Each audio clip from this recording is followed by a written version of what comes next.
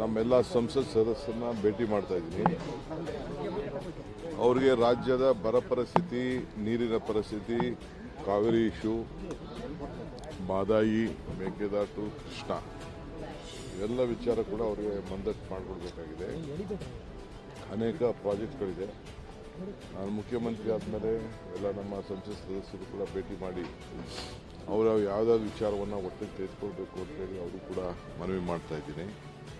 So ಆ ದೃಷ್ಟಿಯಿಂದ ಇವತ್ತು ಹೋಗ್ತಾ ಇದ್ದೀನಿ. ಕ್ಯಾಬಿನೆಟ್ ವಿಚಾರ ತಾವೆಲ್ಲ ಆತುರದಲ್ಲಿದ್ದೀರಿ.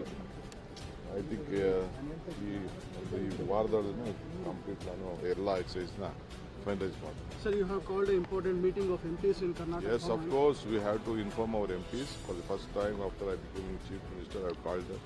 I have to apprise a lot of issues to them. They are very important. After that, I will call an all-party meeting here also. There are very senior leaders to be addressed. As soon as I come back, I will meet them also. I will meet the opposition leader and the former chief ministers and all. There are some important issues to be informed to them also. I will do it. There is a continuous objection.